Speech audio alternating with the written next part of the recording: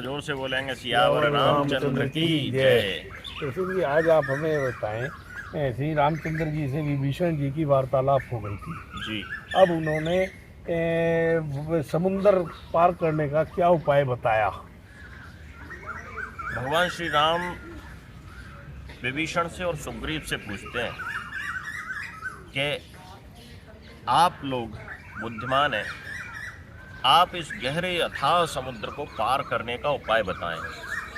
हमारे पास विशाल वानर सेना है, ये वानर सेना किस प्रकार से इस समुद्र को पार करे।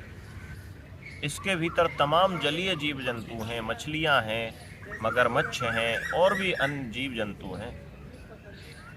अगर मैं अपने बाणों से इसको सुखा देता हूं तो निश्चित रूप से उनके जीवन की हानि होगी। तो इसलिए इस समुद्र को पार करने का कोई अन्य उपाय तो अवश्य होगा। तो विभीषण कहते हैं कि हे भगवान, यद्यपि आपका एक बाण करोड़ों समुद्रों को सुखाने के लिए सक्षम है, परंतु मैं आपको नीतिगत उपाय बताता हूं। प्रभु तुम्हार कुलगुरु जलद कहें उपाय विचार, बिन प्रयास सागर तरें सकल भाल कपिधार। वो कहते हैं कि देखो भगवान, आपके कुलगुरुओं कुल में समुद्र बहुत बड़े हैं, आपके कुल से भी बड़े हैं, तो इसलिए उनसे प्रार्थना पूर्वक उनसे ही उपाय पूछना चाहिए। और वो जब उपाय बताएंगे तो निश्चित रूप से देव उसमें सहायक होंगे, देवता उसमें सहायता करेंगे। तो भगवान श्री राम के मन को यह भाव भा जाता है कि हाँ सखा, तुमने उचित ही उपाय बताया है, मैं ऐसा ही करूँगा जिसमें देव सहायक हों। लेकिन लक्ष्मण के मन को नहीं भाता। लक्ष्मण जी कहते हैं कि ऐसा जो देव की सहायता के लिए तत्पर रहते हैं, देव की सहायता की प्रतीक्षा करते हैं, वो आलसी होते हैं। देव देव आलसी पुकारा। लक्ष्मण के मन में ये मंत्र भाता नहीं है। मंत्र नहीं है लक्ष्मण मन भावा, राम वचन सुन अति दुख पावा। राम के वचन, जो विभीषण के वचन थे, राम ने जो स्वीकार कर लिए, उनको सुनकर लक्ष्मण को बड़ा दुख होता है। परंतु श्री राम जी हंसकर अपने अनुज को समझाते हैं। सिंधु समीप गए रघुराई, और सिंधु के समीप भगवान श्री राम जाते हैं। प्रथम राम कीन प्रणामा, राम जी ने सिंधु को प्रणाम किया, सागर को प्रणाम किया। बैठे पुण्य तट दर्व डसाई, उसका आसन बिछाकर उसके तट पर बैठ जाते हैं। जब विभीषण प्रभु पै आए, पाछे रावण दूत पटाए। और प्रभु श्री राम ध्यान में मग्न हो जाते हैं और विभीषण प्रभु श्री राम के शरण में जब आते हैं, पीछे पीछे रावण भी अपने दूत भेज देता है कि जाओ उनके सेना की थाह लेकर आओ, उनके जो योद्धा हैं उनके बारे में जानकारी लेकर आओ।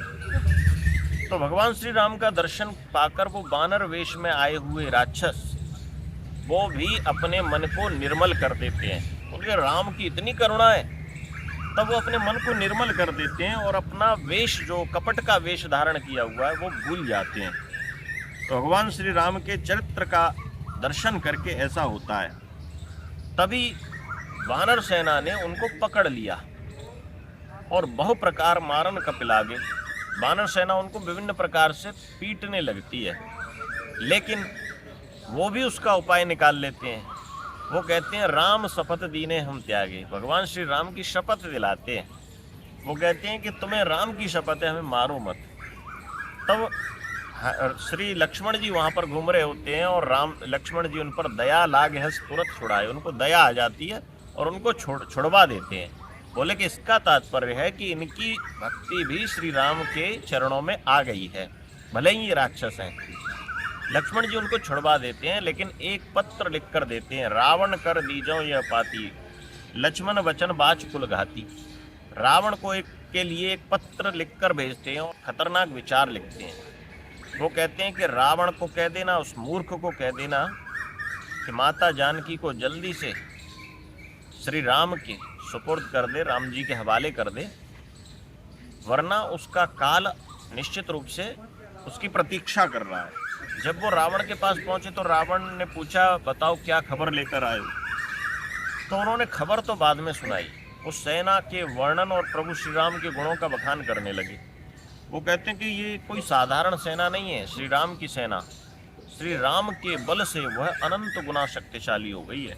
उन्होंने कहा कि इस सेना के भीतर पद्म 18 जूथप बंदर, 18 पद्म बंदर हैं, और इसमें एक जो जिस बानर को आप जानते हो हनुमान को, वह तो एक साधारण सा बानर है उस सेना का, एक साधारण सी शक्ति लिए हुए उसने लंका में इतना उत्पात मचाया।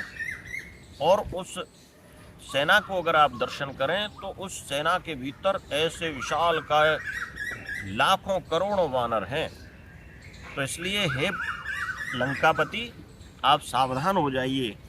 आप हमारा तो, और प्रभु श्री राम के बारे में वो कहने लगते हैं, प्रभु श्री राम का जो चरित्र है वो भक्तों को शरण में लेने वाला है, और जो भी शरणागत उनके शरण में आएगा उनको लेने वाला है।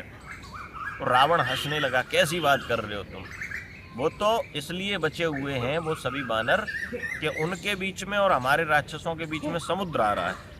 नहीं, अगर ये समुद्र नहीं होता तो अब तक तो हमारे राक्षस उनको खा गए होते।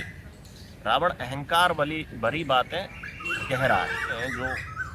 जो उनके दूत थे वो कहते हैं कि दुबिंद मयंद नील नल अंगद गद विकटास ददमुख केहर निसट सठ जामवंत बलरास। आपको पता नहीं है महाराज, उसके भीतर कौन कौन से महान योद्धा वानर सेना में हैं।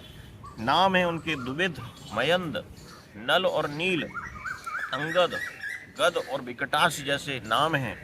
ददमुख केहर निसठ सठ जामवंत जैसे बल की राशियां हैं, यानी अतुलित बल वाले बानर उस सेना के भीतर हैं। वह तो राम जी की आज्ञा नहीं है, इतने गुस्से में हैं वो कि अगर राम जी की आज्ञा मिल जाए तो समुद्र को ही सोख ले जाएं, समुद्र को सोख कर यहाँ लंका में आ जाएं और लंका के संपूर्ण लंका का विनाश कर दें और सभी राक्षसों को मारकर वो खा जाएं। इस तरीके से इतने गुस्से में हैं, इतने क्रोध में हैं, वो अत्यंत क्रोधित हैं, लेकिन वह तो रघुनाथ जी ने उनको रोक रखा है। रावण के दूत रावण को ये संदेश देते हैं, रावण के मन में हल्का सा भय व्याप्त होता है। तो आज के वीडियो को हम यहीं पर विराम करते हैं। एक बार जोर से बोलेंगे, सियावर रामचंद्र की जय।